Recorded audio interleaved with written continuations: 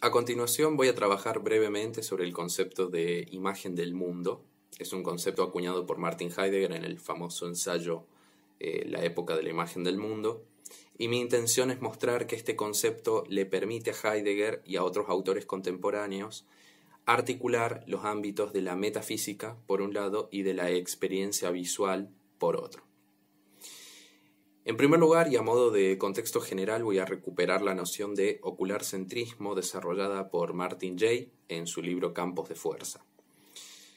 El ocularcentrismo sería el conjunto de postulados o de modelos básicos a partir de los cuales se han construido la mayoría de los discursos metafísicos y ontológicos de Occidente, desde Platón en adelante.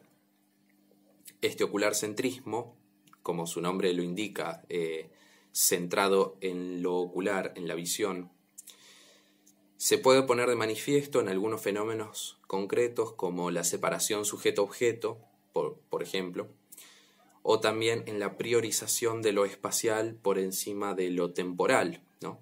Que es una premisa sobre la cual han trabajado gran parte de las ciencias y de las filosofías positivistas de finales del siglo XIX y comienzos del XX. Por vía negativa podríamos pensar en algunos autores recientes o contemporáneos de la filosofía que invierten este modelo o que se desplazan a otro tipo de premisas para construir sus sistemas filosóficos. Estoy pensando en autores como Bátimo, Gadamer, Habermas, ¿no? Es decir, autores en los cuales los principales conceptos y las principales metáforas que le dan cuerpo a las ideas filosóficas son derivadas de la experiencia del diálogo y de experiencias de conversación, más que de la observación. Heidegger, en medio de todo esto, es un personaje paradójico. Por un lado, sigue estando preso en esta metafísica ocular céntrica, ¿no? Basta abrir Ser y Tiempo y ver que el modelo paradigmático de pensar metafísico para Heidegger es un logos apofántico, un logos mostrativo, un logos que hace ver. Sin embargo, también ofrece críticas, por lo menos a algunas vertientes o algunos derivados de esta metafísica ocular céntrica. Heidegger es particularmente crítico acerca de la degeneración del ver descubridor en un mirar calculador, ¿no? Esto podemos pensar con mucha facilidad en las operaciones que ha llevado a cabo la ciencia moderna, ¿no? Es decir, la reducción del ser de los entes a sus condiciones de representabilidad. Ese sería el mirar calculador que está criticando Heidegger. En oposición a eso, Heidegger plantea la posibilidad de un ver justamente descubridor, ¿no? De un ver signado por la serenidad, lo que en alemán se denomina Gelassenheit. Respecto al concepto de imagen del mundo, es interesante ver que, por ejemplo, en la nota 6 del ensayo La época de la imagen del mundo, Heidegger nos dice que lo esencial de la imagen no es la semejanza, como muchas filosofías de la imagen han sostenido.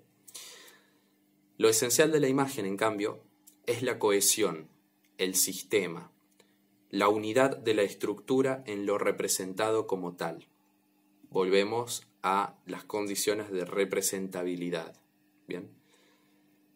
De este modo, Heidegger realiza un desplazamiento muy interesante y se ubica en un punto intermedio entre las filosofías que definen la imagen como un fenómeno puramente externo, ¿bien? Como algo puramente icónico o gráfico, y las filosofías que interiorizan el fenómeno de la imagen, que lo ven como algo mental o psicológico. Para Heidegger, la imagen sería en todo caso un modo de aparecer, un aparecer como. Por eso el propio ensayo lo dice, la época de la imagen del mundo es la época en la que el mundo se presenta como imagen.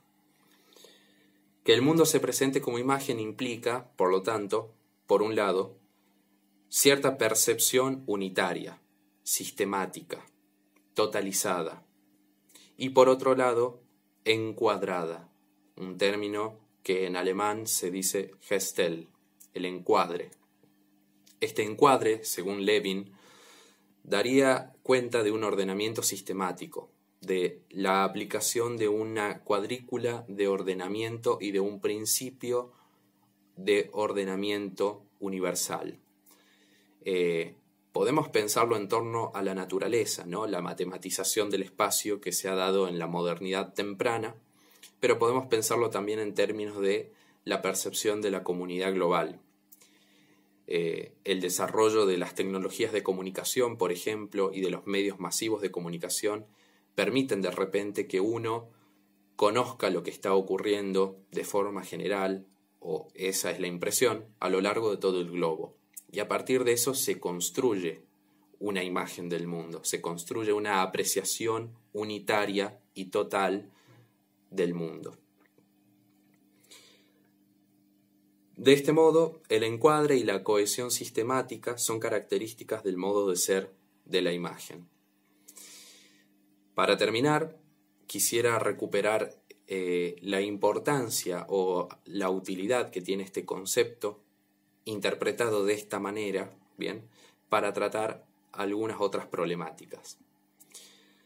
En concreto estoy pensando en un pequeño comentario que realiza Thomas Mitchell, ¿no?, en su texto Iconología, cuando hace un análisis o una interpretación del concepto de ideología. Mitchell dice: la ideología, tal como está expresada por Marx en su texto La ideología alemana, no es solamente sin sentido u error. No es solamente sin sentido o error, sino falsa comprensión. Es un sistema de errores coherente, lógico y regido por reglas. La ilusión es perfecta. Todo está en perfecta relación con todo lo demás, solo que con un sentido inverso. Por lo tanto, podemos ver que la imagen, incluso la imagen ideológica del mundo, tal como la critica Marx, sigue teniendo las características de la imagen que descubre Heidegger, ¿no? La sistematicidad, la percepción de unidad coherente. Es eso lo que define a la imagen y ninguna otra cosa. Por lo tanto, el concepto de imagen del mundo podría cobrar nueva relevancia a la hora de estudiar o de hacer crítica de la ideología.